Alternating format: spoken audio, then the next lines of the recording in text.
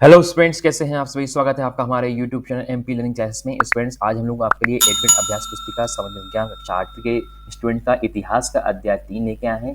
ये कि 2024-25 का जो आपका एडमिट है उसका है। इसमें देखते हैं अध्याय 3 में क्या दिया हुआ है। ये है आपका ग्रामीण क्षेत्र पर शासन चलाना। ठीक है, इसके पहले के वीडियो में आपको हमने अध्याय 2 आपको प्रोवाइड कर दिया था। अब देखेंगे हम लोग ग्रामीण क्षेत्र पर शासन चलाना अध्याय 3। देखिए, पहला क्वेश्चन क्या दिया है। किस व्यवस्था के अंतर्गत कंपनी के द्वारा राजाओं और तालुकदारों को जमींदारों के रूप में मान्यता दी गई। ठीक है, जो तालुकदार थे उनको जमींदारों के रूप में मान्यता दी गई। तो ऑप्शन दिया है महलवारी बंदोबस्त, स्थायी बंदोबस्त, गैरतवादी या फिर पट्टेदारी। तो क्या जाएगा, स्थायी बंदोबस्त के जो है उसके नाम पर उनको क्या दी थी, जमींदारी दी गई थी। फिर क्वेश्चन दूसरा देखते हैं। महलवारी व्यवस्था में महल शब्द का अर्थ था। तो उसमें ऑप्शन दिया है जन समूह, ग्राम समूह, नगर समूह या प्रदेश समूह। तो ये जाएगा इसमें आपका ग्राम समूह हो जाएगा। ठीक है, नेक्स्ट क्वेश्चन देखते हैं हम लोग। क्वेश्चन नंबर तीसरा क्या दिया हुआ है। भारत में नील उत्पाद के प्रमुख केंद्र थे। तो ऑप्शन दिया है बंगाल, बिहार, उत्तर प्रदेश, बंगाल, पंजाब, मैसूर या फिर बंगाल, असम। ये जाएगा आपका जो है भारत में नील उत्पाद के जो है बंगाल और जो है आपका बिहार जो थे। पहला ऑप्शन ये आपका सही हो जाएगा। ठीक है, नेक्स्ट क्वेश्चन देखते हैं। ब्रिटिश शासन में एक बीघा की माप थी। तो ब्रिटिश काल में एक बीघा की माप कौन सी थी। ऑप्शन दिया है एक तिहाई एकड़, दो तिहाई एकड़, आधा एकड़ या फिर एक एकड़। तो क्या जाएगा आपका एक तिहाई एकड़ हो जाएगा। ठीक है, एक बीघा मतलब क्या होता है, एक तिहाई एकड़। नेक्स्ट क्वेश्चन देखते हैं। स्थायी बंदोबस्त भू राजस्व व्यवस्था किस गवर्नर के कार्यकाल में लागू हुई। ऑप्शन दिया है Lord Dalhousie, Lord Wellesley, Lord Warren Hastings या फिर लॉर्ड कॉर्नवालिस। तो क्या जाएगा आपका लॉर्ड कॉर्नवालिस की जो है शासनकाल में जो है भू राजस्व व्यवस्था हमारे यहाँ पे आई गई थी। ठीक है, नेक्स्ट क्वेश्चन देखते हैं। रिक्त स्थानों की पूर्ति कीजिए। ऑप्शन दिया है जमींदारों को कृषि भूमि का या जमींदारों के को कृषि भूमि पर खालिस्तान भू राजस्व व्यवस्था में मालिक माना जाता है। ठीक है, जमींदारों को क्या है आपका स्थायी बंदोबस्त भू राजस्व जो होता है इसमें व्यवस्था में मालिक माना जाता है। इसमें आएगा आपका स्थायी बंदोबस्त। दूसरा क्वेश्चन दिया है होल्ट मैकेंजी द्वारा खालिस्तान भू राजस्व व्यवस्था तैयार की गई थी। तो होल्ट मैकेंजी द्वारा महलवारी भू राजस्व व्यवस्था तैयार की गई थी। नेक्स्ट क्वेश्चन देखते हैं। चंपारण आंदोलन नील बागान मालिकों को विरुद्ध हुआ था। ठीक है, आपको ये ऑप्शन इसमें सही दिया है। फिर देखते हैं नेक्स्ट क्वेश्चन। रैयतवाड़ी व्यवस्था जो थी टॉमस मुनरो गवर्नर के समय लागू की गई थी।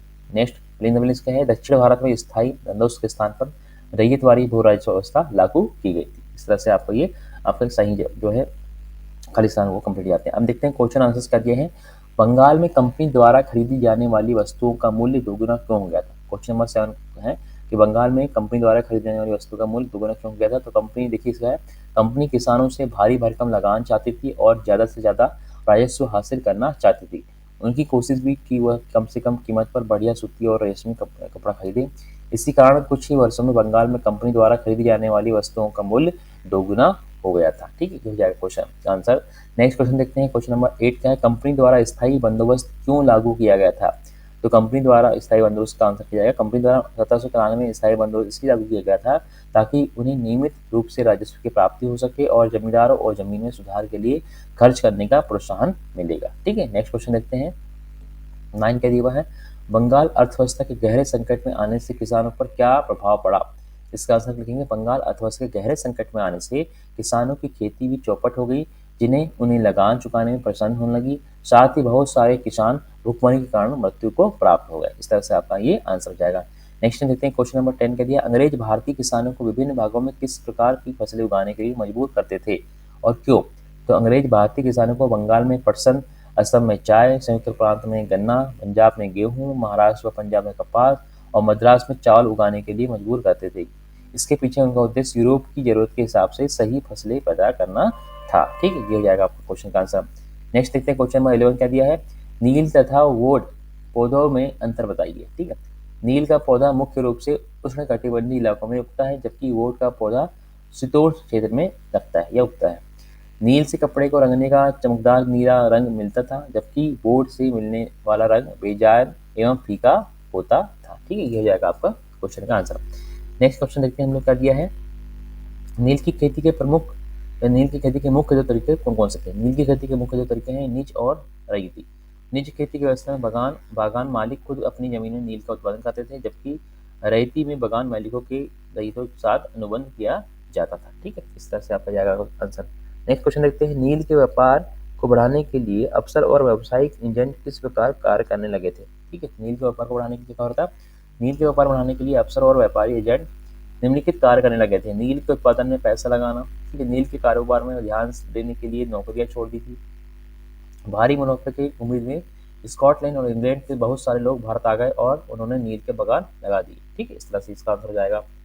चलिए नेक्स्ट क्वेश्चन देखते हैं, क्वेश्चन नंबर 14। महालवाड़ी और रेतवाड़ी भूभाग व्यवस्था क्या अंतर है? रेतवाड़ी व्यवस्था में क्या है कि देखिए आंसर क्या दिया है। रेतवाड़ी भूभाग राज्य स्थापित करने का अधिकार जमींदार को दिया गया था, जबकि महालवाड़ी व्यवस्था में राजस्व जमा करने की जिम्मेदारी गांव के मुखिया को सौंप दिया गया था। इसके साथ ही रेतवाड़ी का क्षेत्र बंगाल, बिहार और उड़ीसा तथा जबकि महालवाड़ी का क्षेत्र उत्तर प्रदेश, महाप्रांत और पंजाब था। ठीक है, इससे जाएगा। ये क्वेश्चन देखते हैं 15 का दिया है, किसानों को नील की खेती करने में क्या मुख्य समस्याएं आ रही थी? किसानों को नील की खेती करने की समस्या आ रही थी, क्या थी? बागान मालिक चाहते थे कि किसान अपने सबसे बढ़िया खेतों में ही नील की खेती करे। दूसरा, नील की खेती के बाद वहां धान की खेती नहीं की जा सकती थी। नील की खेती की प्रणाली शोषणकारी थी। ठीक है, इस तरह से आपका ये आंसर जाएगा। नेक्स्ट क्वेश्चन देखते हैं, अंग्रेजों ने भारत में व्यावसायिक फसलों के उत्पादन के लिए जोर क्यों दिया? इसका भारतीय किसानों पर क्या प्रभाव पड़ा? तो अंग्रेजों ने भारत में व्यावसायिक फसलों के उत्पादन के लिए जोर इसलिए दिया क्योंकि भारत में ब्रिटिश औद्योगिक मांगों को पूरा करना और यूरोपीय और अमेरिकी बाजारों में ब्रिटेन के लिए वाणिज्यिक लाभ उत्पन्न करना था।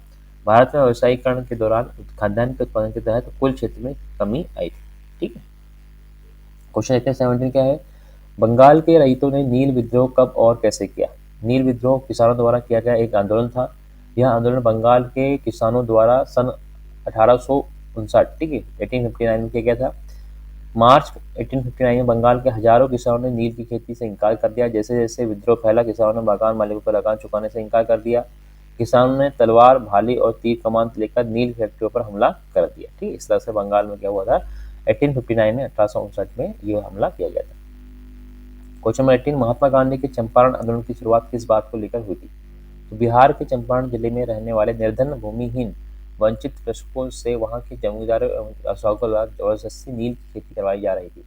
साथ ही जमींदारों द्वारा किसानों से मनमाने ढंग से फसल की वसूली करने के लिए विभिन्न कानून लागू किए जा रहे थे। जब महात्मा गांधी दक्षिण अफ्रीका से लौटे तो बिहार के एक किसान ने उन्हें चंपारण आकर नील किसानों की दुर्दशा को देखने का न्योता दिया और 1917 में महात्मा गांधी का यह दौरा नील बागान मालिकों के खिलाफ चंपारण आंदोलन की शुरुआत से हुआ था। ठीक, इस तरह से ये आपका आंसर हो जाएगा। ठीक है, तो टोटल आपके 18 क्वेश्चन से इस चैप्टर में हमने आपको कंप्लीट कर दिए हैं। इनको आपको अच्छे से नोट डाउन कर लेना है अपनी एडमिट अभ्यास पुस्तिका में और अच्छे से लर्न कर लेना है। वीडियो कैसा लगा हमें कमेंट बॉक्स में बताइए। वीडियो को लाइक करें, शेयर करें अपने फ्रेंड्स को और चैनल को सब्सक्राइब करिए। Thanks for watching.